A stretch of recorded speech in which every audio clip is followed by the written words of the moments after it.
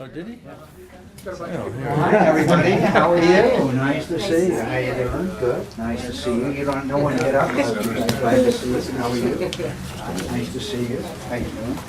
Good. Glad to see you. Thank you. Nice to see you all. How's your interview go? Never mind. It's fine. It's, Two or three Great. Glad to see you. How are you? you get to sit over Okay, there. good. Maybe half a cup. Good. Okay. I found Governor Peterson wandering around in the snow, so all of you remember Governor Walter Peterson, our great governor, Indeed. who grows very weary of me telling the old joke about the two inmates in the state prison in the chow line, and one of them turned to the other one and said, "The food was a lot better in here when you were governor." And lately, I've been having Congressman Buddy Roemer, Governor Buddy Roemer, the former governor of Louisiana, been traveling with me, and at a town hall meeting in South Carolina, he was introducing me, and he said, "I'm the only governor of Louisiana who's not in prison yet." There's a little interest in that. I'm glad to see all of you. Thank you for taking the time to visit with me. Be glad to. Just maybe I could mention we had an MTV town hall meeting last night, and it was streamed about 5 different ways on MTV, and they had instant responses from the people. Had instant polling. How's he doing? Do you agree with him or disagree with him? It was a very interesting exercise in high tech. But also, I have to tell you that the best questions of any debate that I've been in were asked by, this wasn't a debate, but it was a town hall with young people on MTV. But it was the questions were better than any that I have that I've had. So maybe there's a moral to that story of having young people more involved in these questions than Well, others. that's a heck of an encouraging way to get started. But we'll move on. Good. I want to start with a little history just quickly, because the last time you were here, and this was back in July, you kind of surprised me. I asked you if you had been elected president in 2000, and you were in here in 2000 a few times, would you have invaded Iraq? And you said yes, you would. We didn't ask you in 2000 whether you were going to invade Iraq, which maybe they would have if you'd have been on MTV, but it didn't even occur to me to ask you if you had any plans to invade anything. We know now that President Bush's plans to invade Iraq were at least beginning to be formulated in February of 2001, according to the Treasury Secretary at the time. He said he went to cabinet meetings and they were talking about invading Iraq, and he said, "What's this all about?" Because nobody asked Bush either if he was going to invade Iraq. So I guess this is kind of a two-part question, but the first is, why would you have invaded Iraq? And second, is there any other place you want to invade if you get elected this time? New Hampshire. I think you've already done that.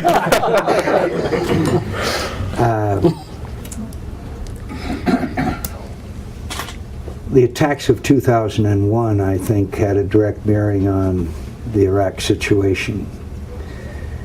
There was intelligence conclusions reached, not just by Americans, but every intelligence agency in the world, that Saddam Hussein had weapons of mass destruction. The French, the German, every intelligence agency. That's just a matter of record. So if you believe that there was some kind of massive conspiracy, I use the word "you" categorically, then everybody would have had to been in on it, including every European nation, and so I don't think that's a likely scenario. The sanctions were breaking down. The oil food program scandal was going on. Americans were being fired at. American airplanes were being fired at every day in the no-fly zones. Thank you very much. Saddam Hussein had used weapons of mass destruction before, and it was clear that he would have liked to acquire them. And I'd also like to say that if I could turn that question a little bit, if we had not mishandled the post-attack phase, which was the shock and awe and spectacular victory, we wouldn't be discussing whether should have invaded Iraq or not. We would be discussing the pride that we have in a democracy and a country that is our ally in the region, sitting on huge amounts of oil, and American casualties would have been down, and we would be basically out of there. Unfortunately, the war was mishandled for nearly 4 years by Rumsfeld. And I came before you and said, it's being mishandled, and it's doomed to failure, and we have to have a new strategy, and that strategy can succeed. And if we leave Iraq the way the Democrats want us to do, Al-Qaeda today would be trumpeting their victory over the United States of America. So I guess my answer is that having the information that they had at the time, I think that it's a logical course of action. And the reason why we agonize over it is because we mishandled the post. My friends, I don't know, I would recommend 2 books. One is Fiasco by Tom Ricks, which was a bestseller, and the other is a book called Cobra 2. Both of them chronicle the incredible mistakes that were made. The unbelievable, it's like watching a train wreck. And so we've made enormous sacrifice as a result of that, and we all grieve enormously because of it. So I would not invade another country unless I thought it posed a direct threat to our nation's national security. I'm looking at the chronology here and trying to understand what you're saying. Mm-hmm. I understand that you felt by the time we did invade Iraq that it was the thing to do, and I understand why you felt that way. I am also aware of your reservations, if I put it mildly, about the way the war was conducted. What I don't understand is, did you go into the 2000 campaign with this as in your mind? Because according to Paul, what was his name? Paul Wolfowitz. Huh? Wolfowitz? No. O'Neill, the Treasury Secretary. Yeah. He went to his first cabinet meeting. Now, this is months before there was any 9/11. He went to the first cabinet meeting and he said, everybody's talking about invading Iraq. This was not part of the campaign in 2000. It wasn't certainly anything on my radar screen. No. When you talk about you supporting an invasion, were you on board at that point? No. Okay. No, I was not. And does it give you any pause to read O'Neill's account? Well, it gives me pause, and I respect Mr. O'Neill very much, but Mr. O'Neill was removed from his position when he didn't want to be. And a lot of people then, frankly, are maybe, I'm sure their versions of history as they recall them are accurate. But there's a whole lot of people that I know that were in that meeting and in other meetings that said there was not a serious consideration given by the Bush administration until after 9/11. And that was the meeting in Camp David after 9/11 where all the key national security personnel gathered, and Wolfowitz brought up the issue at that particular time. Now that's the generally accepted version of history. And they believed at the time that there was a linkage between Al-Qaeda and Hussein. Mm-hmm. Now, if I can and they believed that there was weapons of mass destruction. Okay, I'll get off this. But no, fine. I think it's an important discussion. We don't have a long time. We've done 5 minutes on it. But I'm just trying to say, all of our intelligence was leading us in this direction, that we needed to do this, or at least the government felt we needed to do it. There were some who thought we could wait. Now, today, we find that all of our intelligence is telling us that Iran is not pursuing nuclear weapons for the time being. Does this cause you to pull back a little bit from concern about whether we need to take military action against that country? Well, all of my previous statements were that we cannot allow Iran to have nuclear weapons, but I have heavily emphasized that I thought we had many options that we needed to pursue before that we would seriously contemplate military action against Iran. And I went through the sanctions, the League of Democracies, how we could join together with other nations and have to go around the Security Council because China in blocking significant and effective action. I'm talking about trade, diplomacy, economic, etc.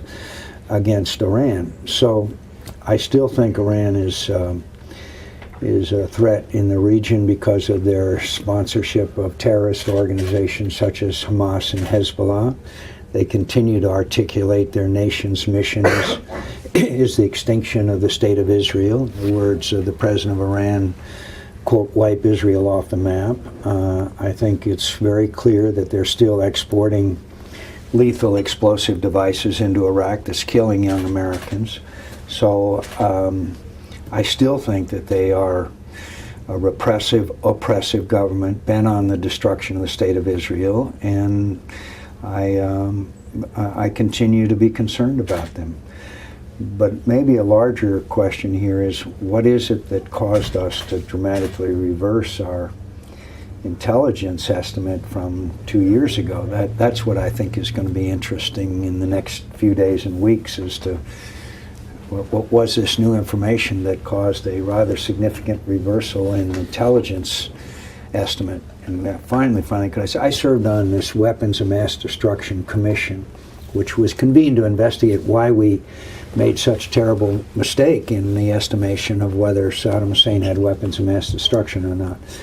And I can tell you many things I learned from that, serving on that commission, but the main thing is that our intelligence capabilities are not good, particularly in the area of human intelligence. It's very good technologically. We got satellites and we got ways to intercept things, but human intelligence, which is really still not where we want it to be. And second of all, it reads like a bad novel. This guy Curveball, who the Germans were holding, who gave us information which was patently false, which even after we said that he's discredited, his information continued to wash around the intelligence community. I mean, it's... So why are we so bad at it?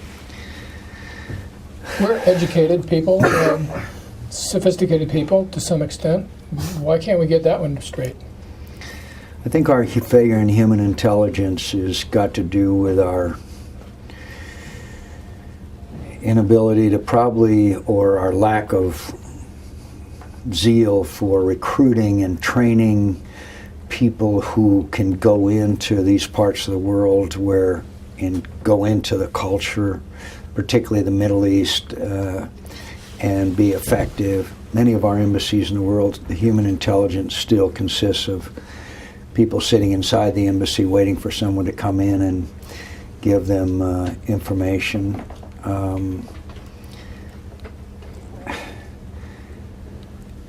And I think that we have a long history of intelligence failures, whether it be the misestimates of the power and size of the Soviet Union back during the Cold War, our misestimate of whether the Chinese would come in Korea. We could go all the way back to our history, our failure to appreciate Pearl Harbor was going to take place. We've never been very good at intelligence. The best probably was the OSS under this guy Wild Bill Donovan in World War II, which was basically a rogue agency that we encouraged to do whatever they felt they needed to do, and they did it rather effectively, particularly operating behind enemy lines. It's not a well-known story by most Americans. Maybe we ought to have another agency somewhere in the intelligence community where we have some really smart people and some people with good ideas and thoughts to be involved in some of these efforts. We have now, I guess it's 16 or 18 agencies that... Probably too many. Well, it could very well be, but there's got to be one or two bright people in that group. Yes. And I just want to understand what you're saying.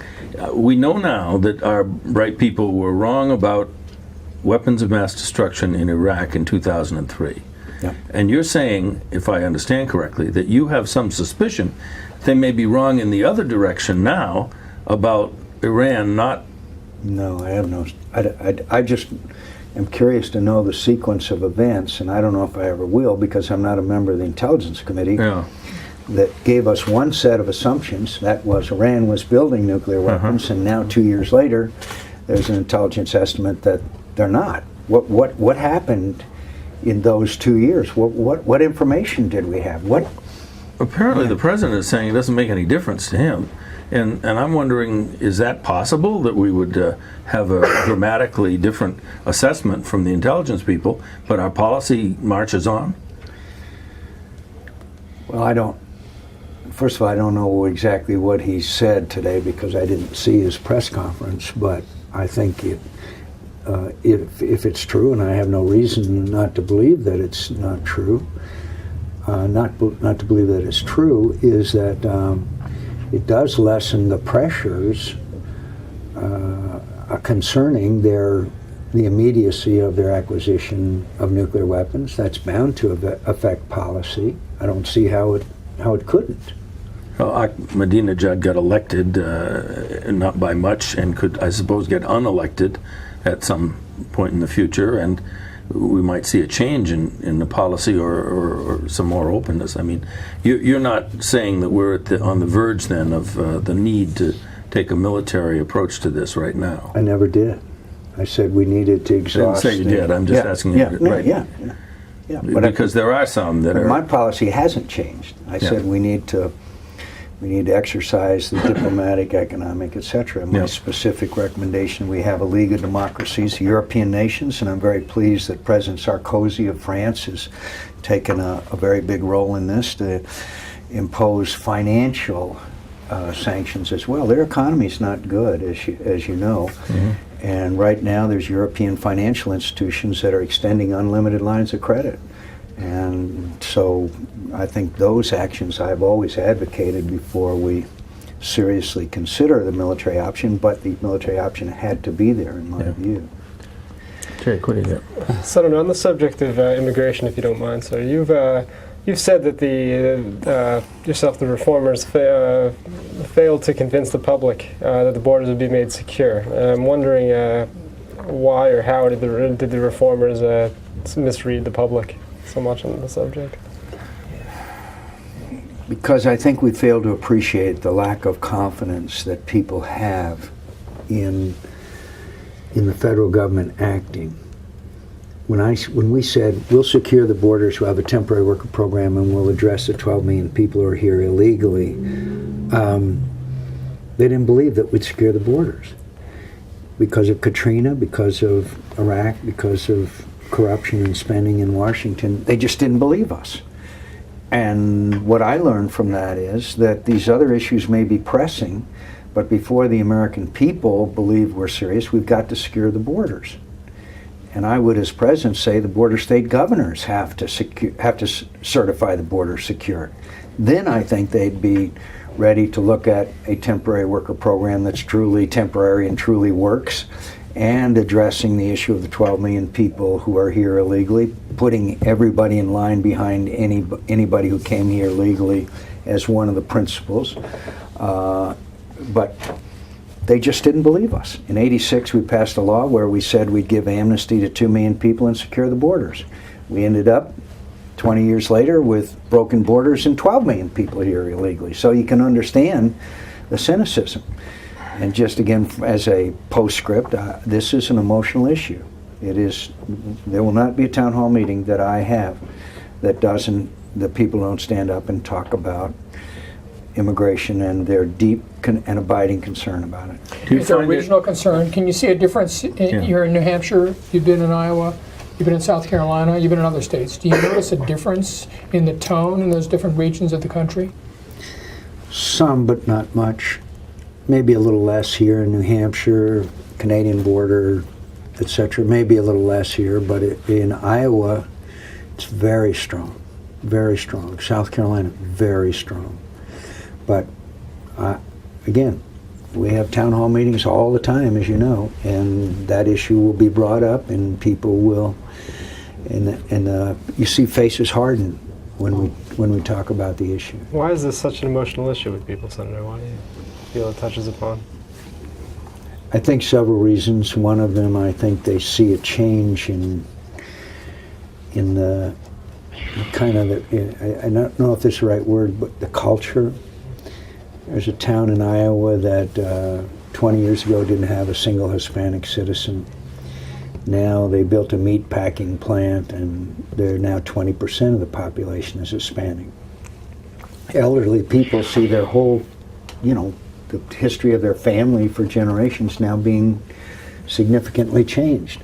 I think 9/11, because the fact that it's a national security issue, heightens that concern. I think that there's a certain nativism in America which has manifested itself from time to time when there's been waves of immigrants into this country. I have a sign that, it said employees wanted, it was in the 1800s, employees wanted, then it says Irish need not apply. I mean, there's historical precedent for this, but the fact that these people have come here illegally makes that tension and that concern even higher.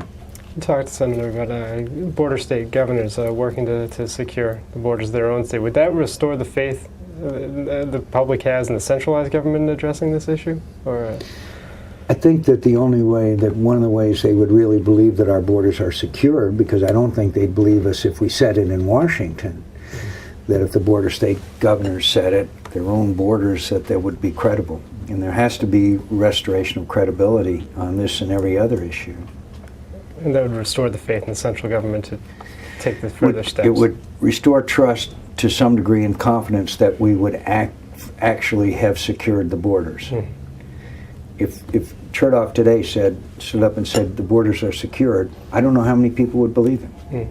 But if Governor Napolitano stood up and said our Arizona border is secure, I think people would say, fine, now we're ready to move on. Senator, I have a question about the subprime mortgage loans. Yes, we're starting to see now that states are taking proactive measures of their own to deal with this mess. Massachusetts, just last week or just last month, early last month, the governor signed into law a measure that would require mortgage companies, for instance, to require of states and the home buyers a 90-day notification if they were going to foreclose on a home. It built in some required consumer counseling and education for people who wanted to enter into these high-cost loans. So I have kind of a three-pronged question. Who's at fault for this mess? Who's not at fault? And is there a role that you see that the government could play in helping to form a resolution with this?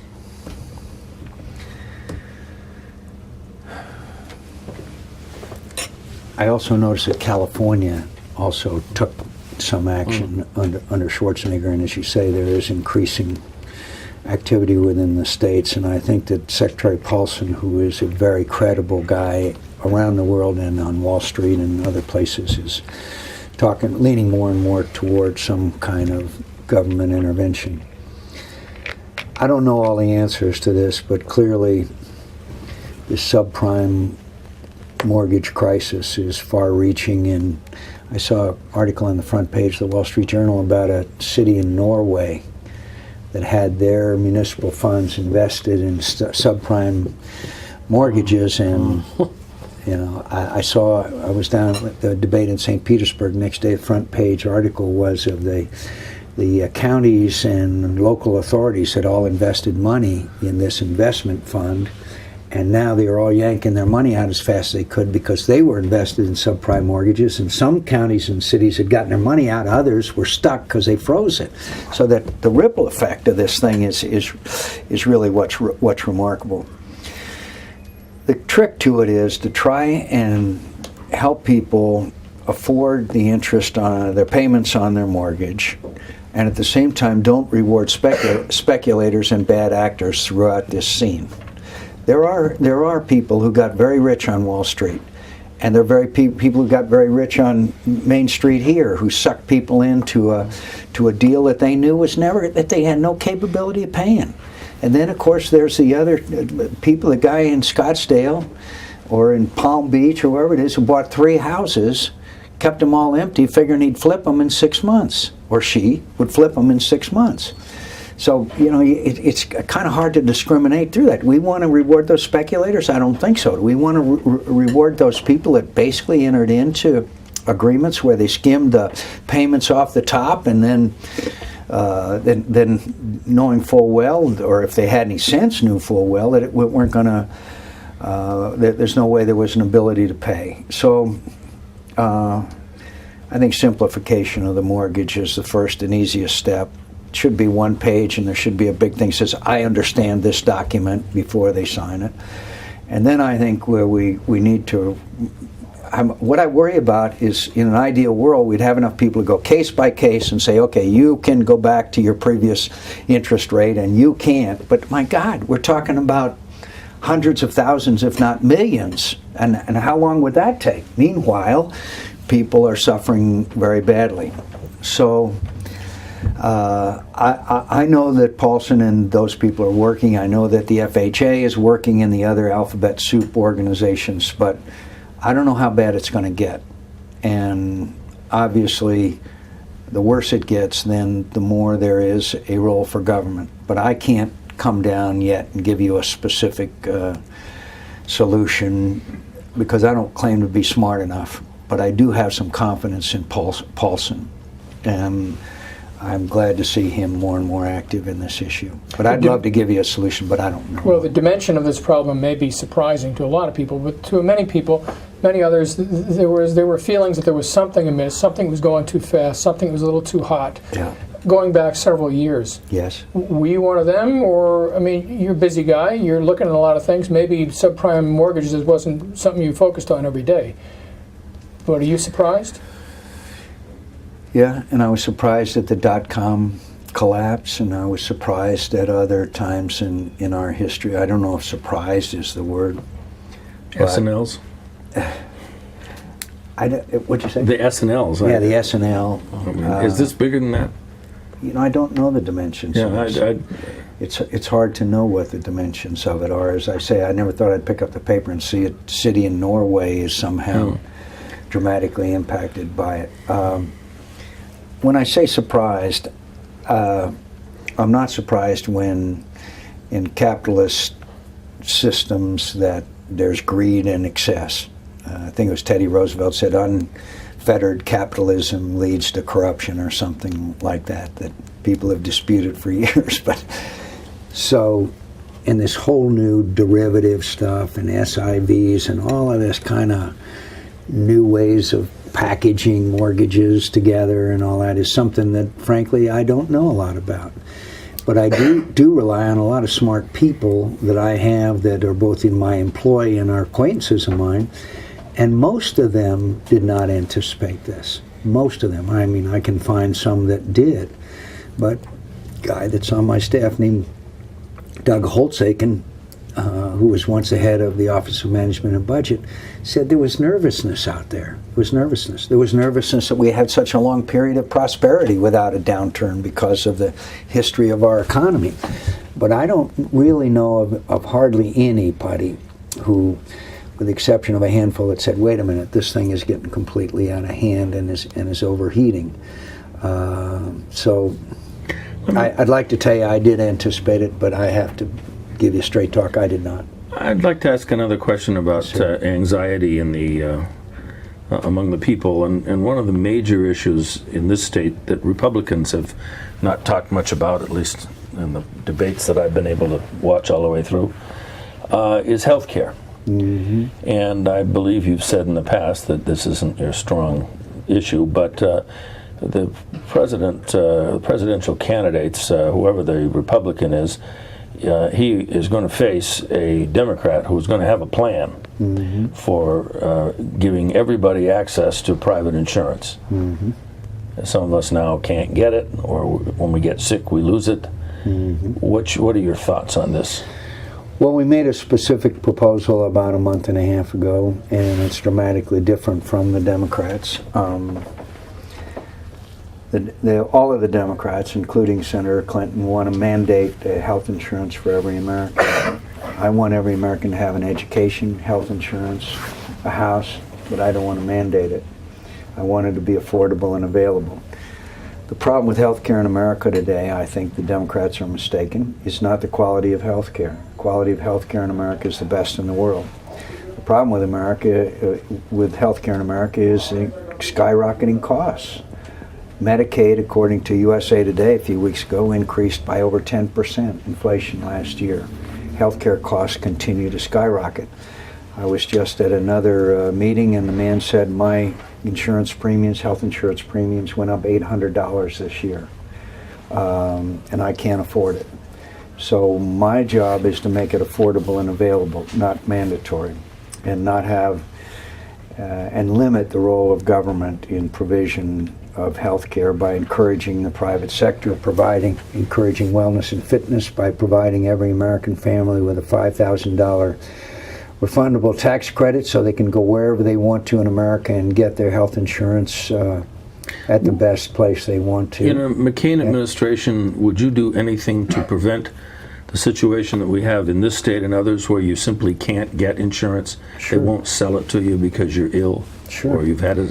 Sure, the first thing I'd do is say you can go anywhere you want. Right now they can't go outside of this state to get there, to shop around for their health insurance policy. And the second thing that I would do, if people have a chronic illness and the kind that health insurance is not available, then I would set up part of the Medicaid trust fund to provide them with health insurance. And Now, this would take Medicaid out of the low-income area for some people. Is that correct? it would take Medicaid to a position where if someone, because of a illness, Pre-existing condition, yeah. or pre-existing condition, cannot get health insurance in any other fashion. They could sign on to Medicaid. There wouldn't be a Or we would set up a fund, separate. that would allow them, and it'll be very expensive. But I also believe that when people are in charge of their own health care and their own insurance policies, they will be much more careful stewards. And I would, among many other things, including malpractice reform, have a result-oriented payments by Medicare/Medicaid for outcome.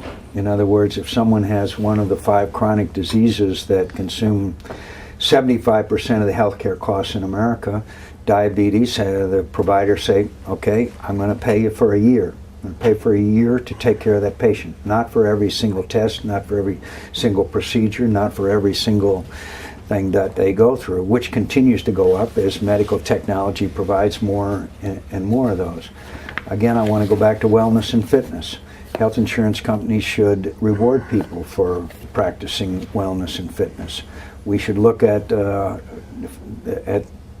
what the school lunch program is. We should look at what the physical education program is, because more and more young people are afflicted with diabetes, obesity, high blood pressure. There's one other aspect, and by the way, I wouldn't have the government do that. I would have the school boards, I would preach it, I would appoint Kurt Schilling as the president of the Council on Fitness and have him travel around New England preaching wellness and fitness. In the off season. There you go. One other just not so small item. You know that long-term care is one of the most expensive aspects of health care in America. In Arizona, we developed a thing called Access, which is kind of a Medicaid, but it's oriented much more towards incentives for the healthcare provider. In that law, we provided incentives for the provider to provide home health care services. We have per capita half the number of people in long-term care facilities in Arizona as they do in Pennsylvania. That shows you how you can put certain incentives in to keep healthcare costs down, and unless we're actually paying for it, then there's very little incentive for doing so. But I believe it's the issue of the domestic issue of the 2008 campaign. Yeah. On another subject that Yes, sir. has not been an issue in the 2008 campaign has to do with national service. Yes, A sir. number of countries have laws that require national service. We don't. Is that good or bad? I think it's bad. I think it's good, because I don't think we can go back to the draft, but I do think we could do a lot more to encourage national service. Evan Bayh and I, several years ago, introduced legislation to expand the Peace Corps, expand AmeriCorps, City Year, 18-month service in return for $18,000 in educational benefits, to do security work and things like that would be not require a high level of education. My problem with the draft is that every time I've seen it throughout history, going back to the beginnings, particularly the Civil War, rich people have been able to get out of it, either buying it or finding a doctor that can say they have a bad knee or something. And the greatest tragedy, or one of the greatest tragedies of the Vietnam War, is we asked our poorest citizens to serve, and the wealthiest didn't have to. And finally, I would say that our all-volunteer force is incredibly efficient. They're very well trained.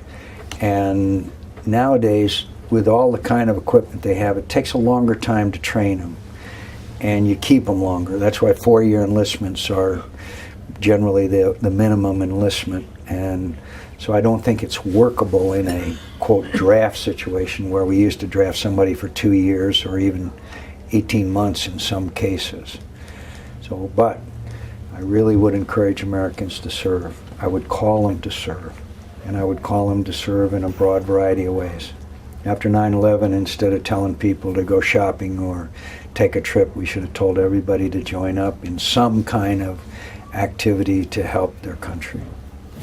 What's going to be the future of Social Security in a McCain administration? Are you going to fight that fight that the president did, or do you have any other ideas?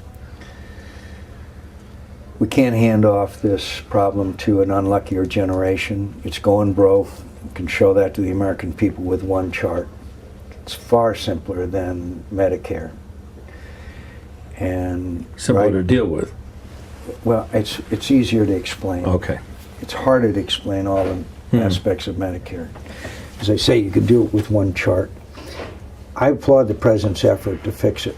Unfortunately, I think he got sidetracked into private savings accounts and who's going to be eligible and that kind of thing, when the focus should have been to convince the American people that it's going broke and that future generations of Americans simply are not going to receive it.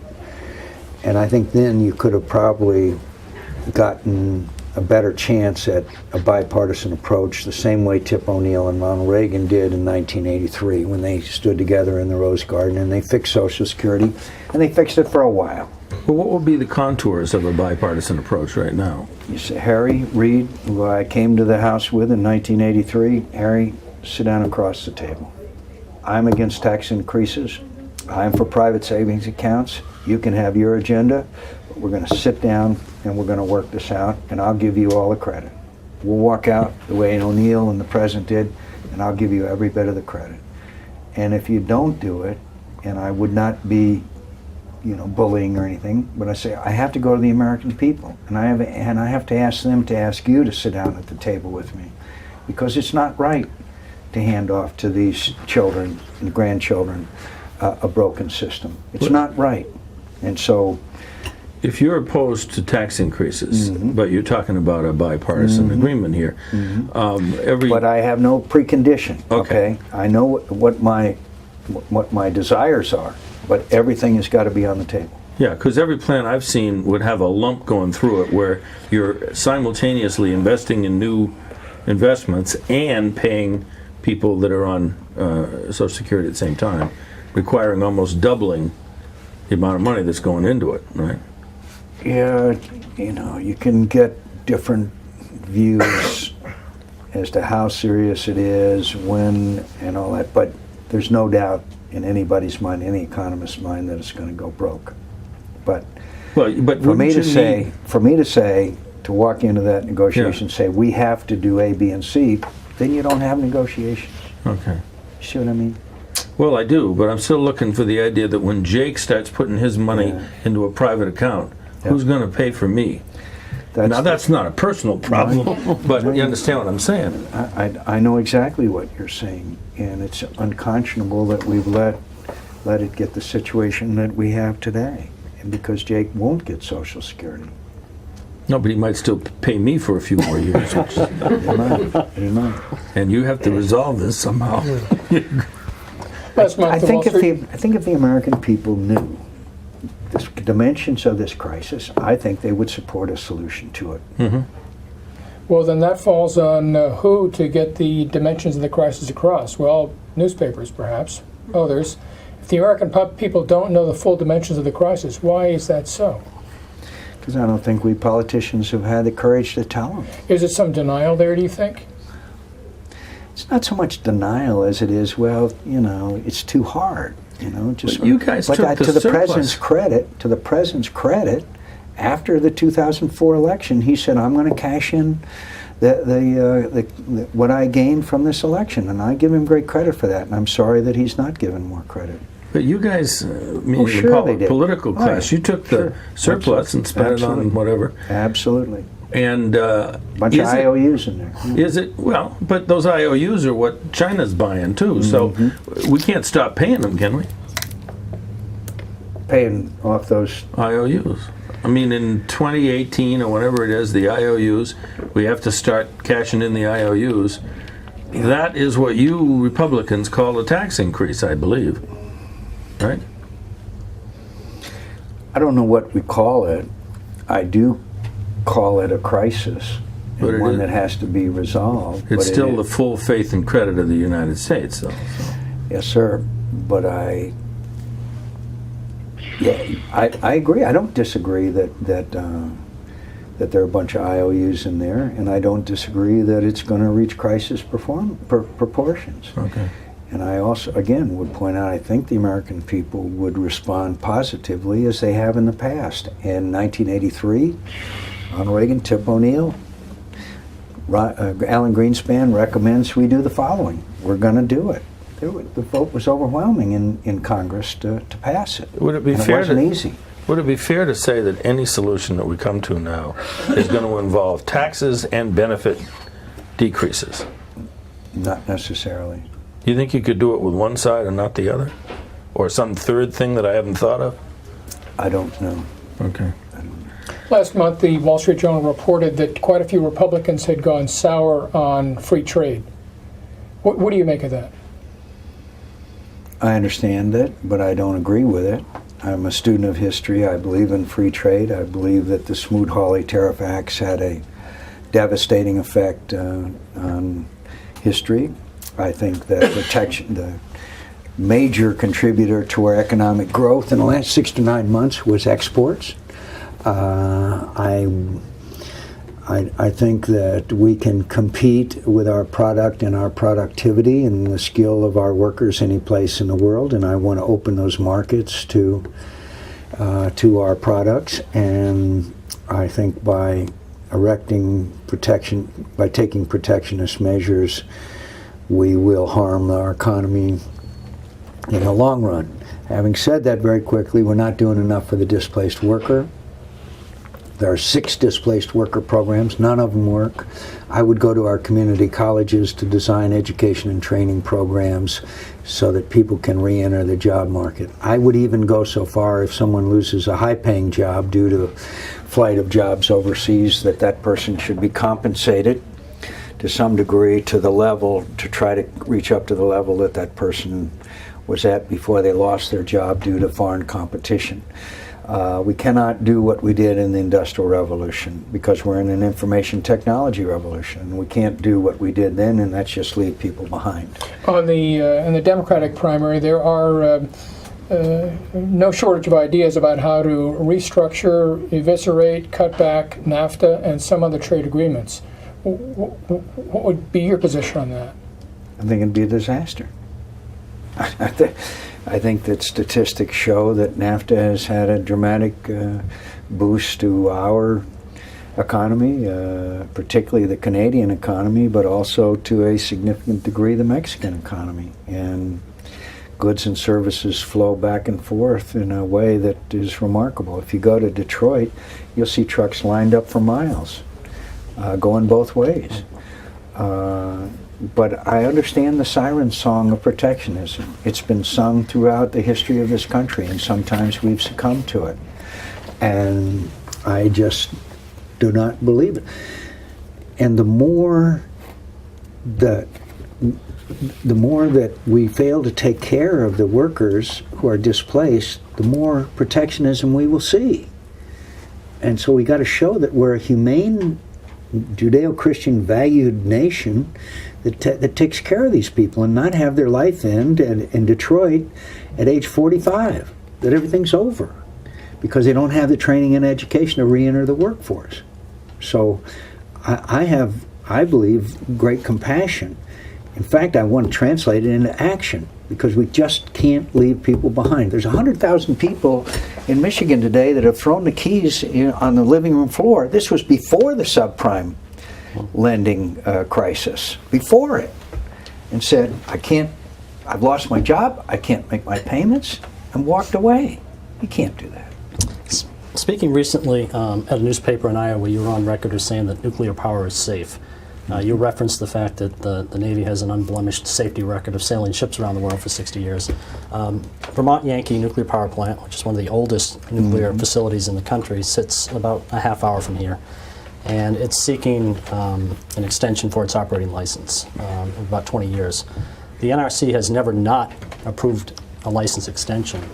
Are you confident that the NRC is looking after the safety of the people who live in the proximity of this nuclear power plant? I'm not familiar with the exact situation, but I have confidence in the NRC, and I have confidence that nuclear power is safe. Chernobyl was an aberration or a situation that would never be replicated in this country.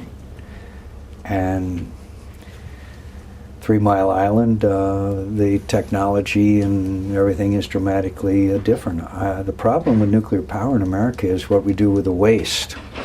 The European technology is such that these nuclear power plants are exactly the same. They're cookie cutters.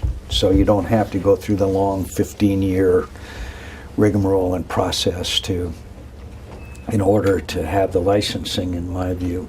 But the waste problem, as you know, is the one that's the greatest. And if there's a threat to our national security, it's that we have this nuclear waste in power plants, sitting next to power plants all over America.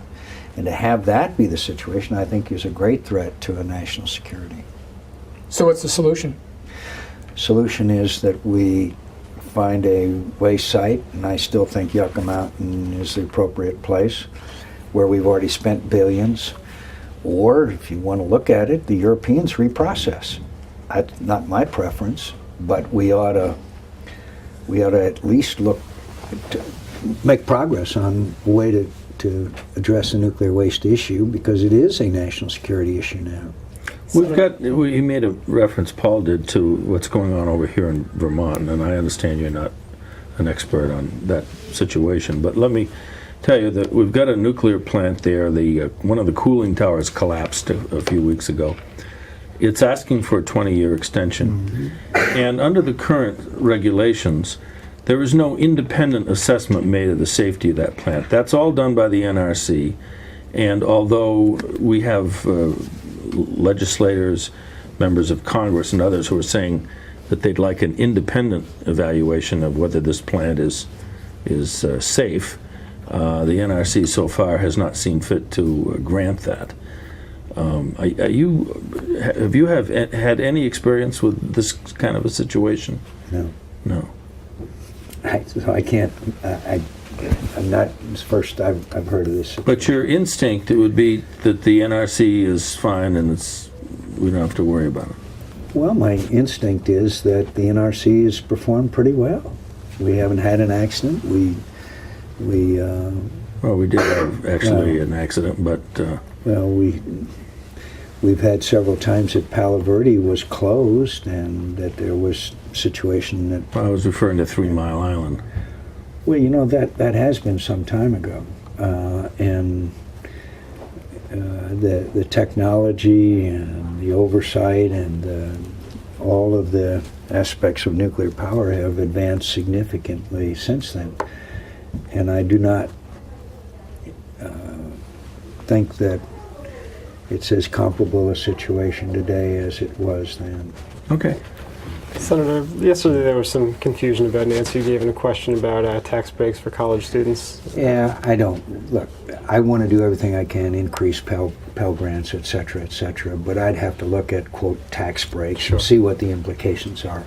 I would consider any measure we could take that expand the ability and affordability of a college education for young Americans. But I misspoke. I didn't really catch the question very well, and so I would have to look at that before I would sign on to that, because I don't know what the cost would be.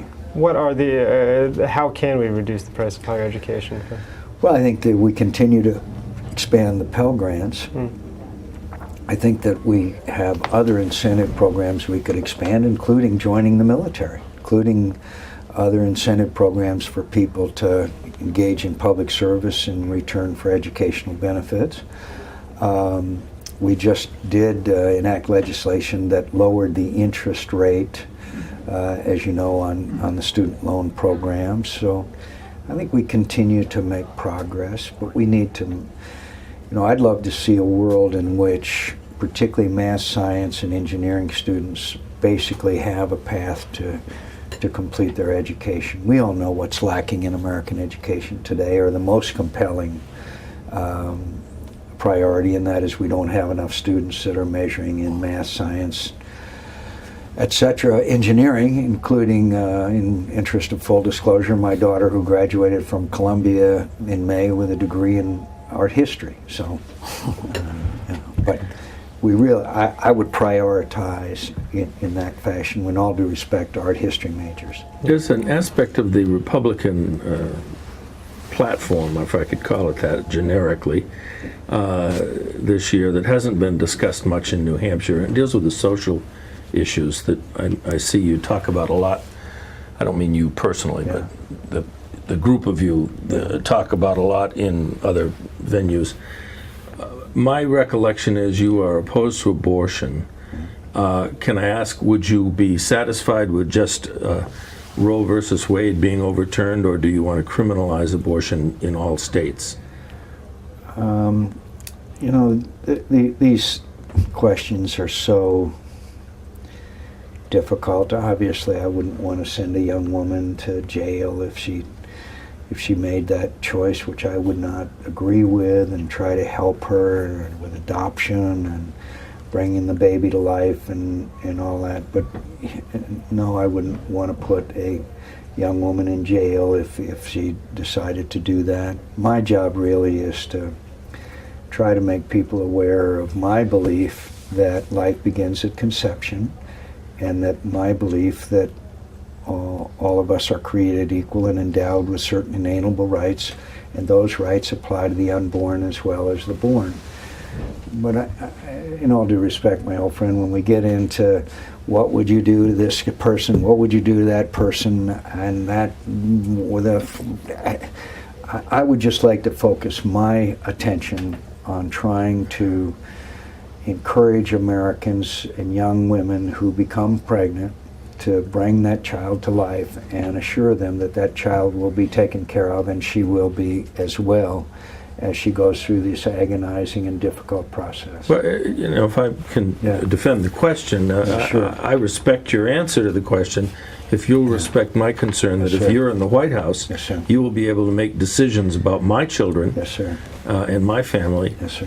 And I, at that point, I won't be able to talk to you. So You know, you and I have had so many great discussions. Well, we have, but I'll come back as president, Okay. and we'll engage in it Can you again. make a We'll write very, that down. we're running out of time, but can I'm you make a sorry. very brief explanation as to what it was that you reportedly said about this being a Christian nation?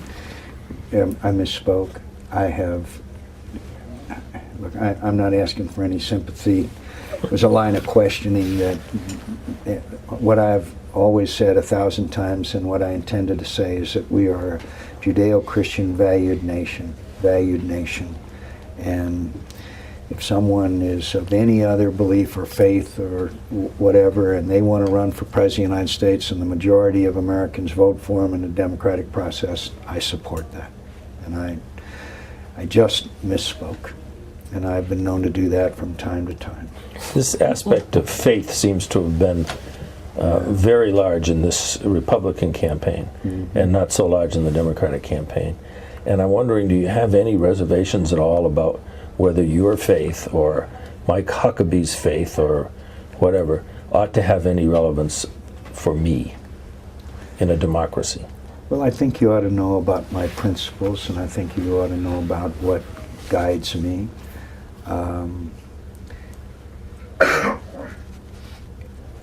And I understand the emphasis that continues to be placed on these issues, and to a part of the Republican base, that is also very important.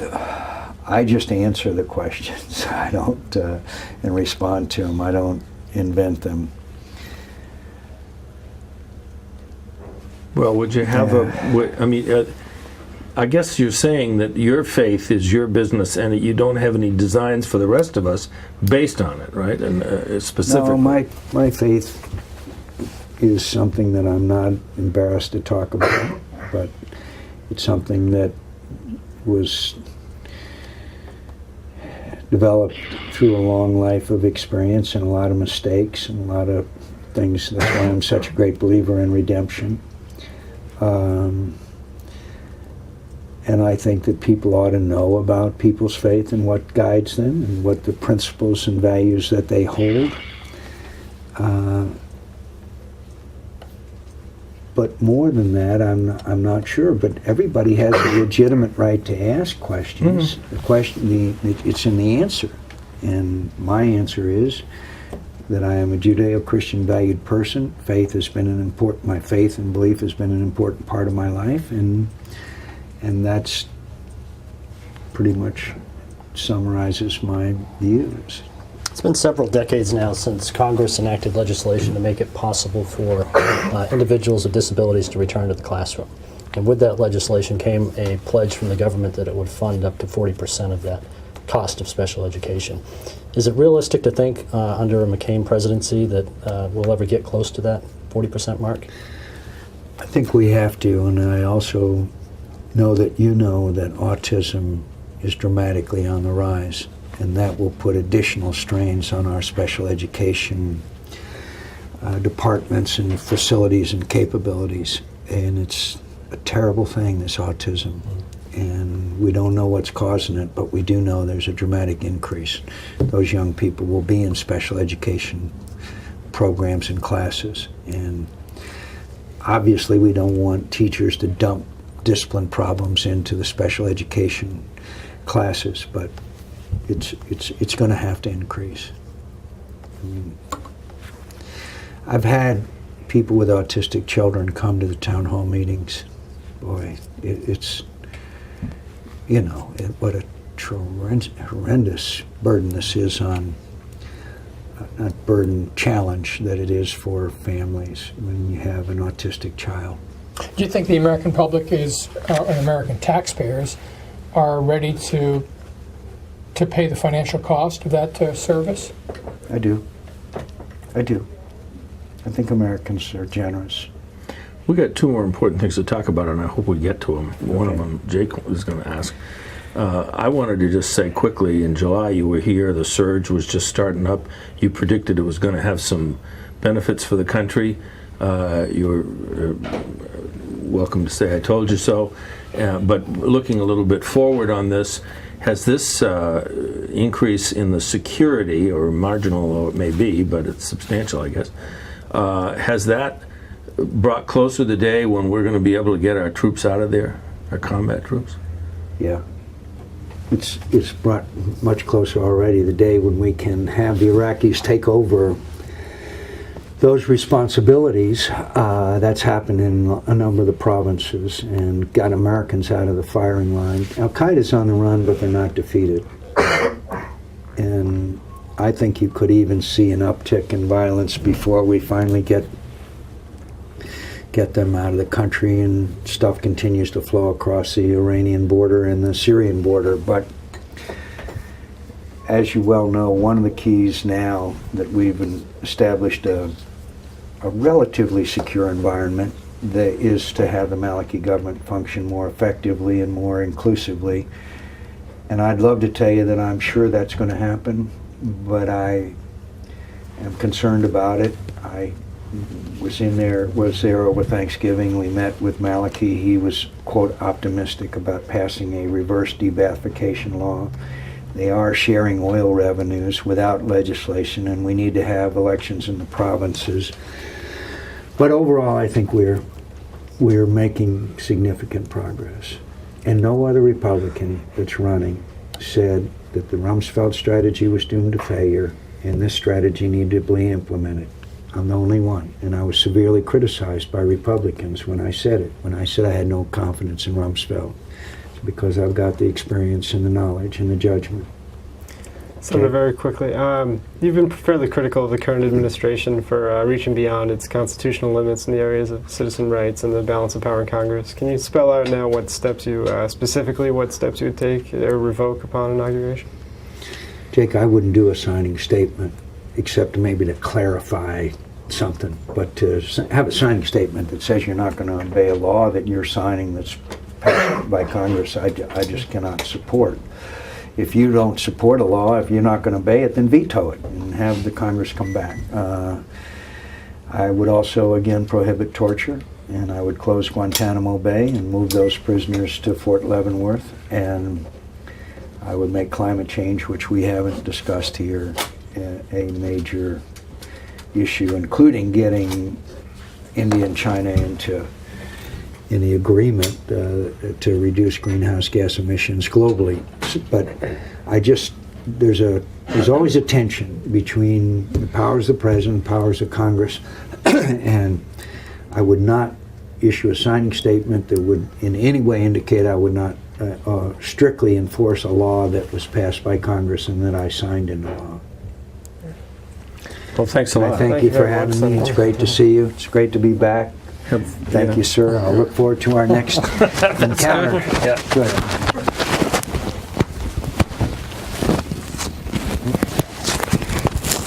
think we're all set. Thank you.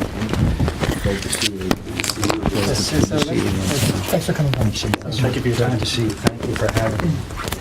I'm glad to see all of you. I didn't see anybody snoring, so we don't. We had a lottery to get the people in here, too, so. Thanks for coming today. Appreciate you being here. Thank you. Yeah.